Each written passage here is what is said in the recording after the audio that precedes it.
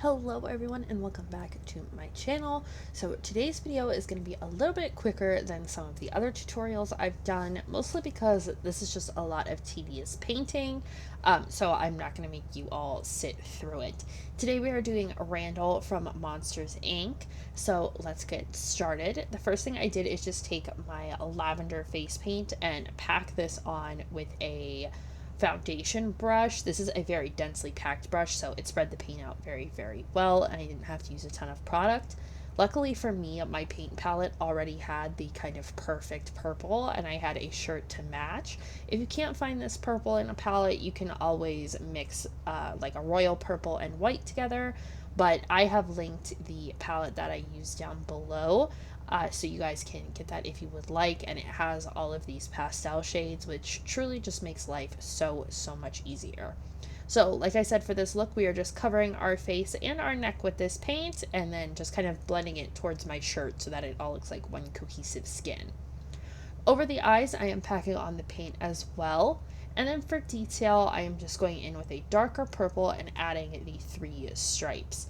This is a very simple look because Randall is just kind of this lizard character, so he doesn't have a lot of super defined features, but his eyes have this very round quality to them.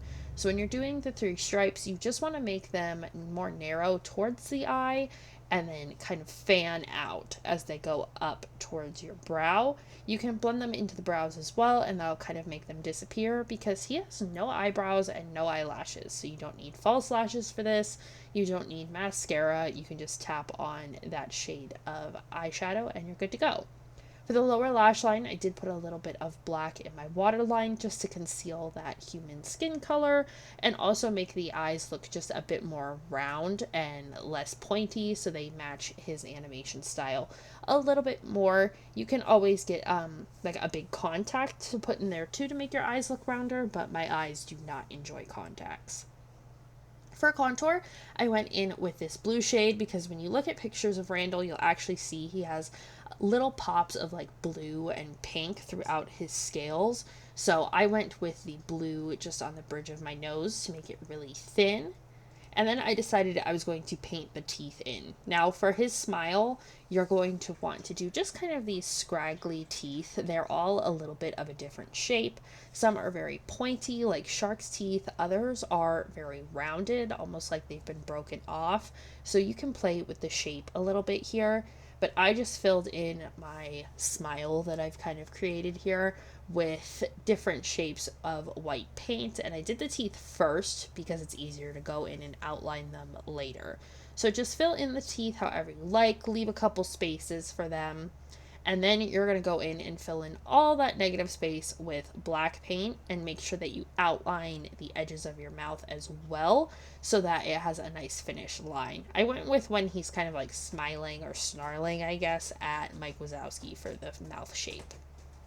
For the contour, I just packed on more of this blue shade and did it kind of down around the eye, still using that classic 3 shape because his mouth does create this big kind of contour that makes his face look very flat and almost like a sideways oval. So I tried to create that same shape using the blue shadow out of my NYX Air palette. And yes, I know it's super old, but it's a great pigment palette to use for this kind of stuff because a lot of the shades in here are pigments.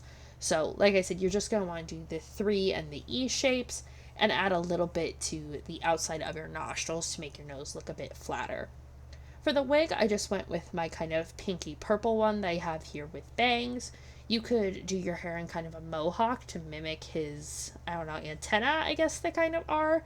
But I just wanted to do a more stylized version, so I just did my wavy kind of purple wig and then adjusted the bangs as necessary. And then I wasn't quite happy with how the contour looked. I thought the mouth wasn't quite defined enough. So I went back in with my blue shade and just added a bit more of the blue kind of over the top of the mouth. So it had a bit more contour and a bit more of a lip at the top, even though he really doesn't have lips.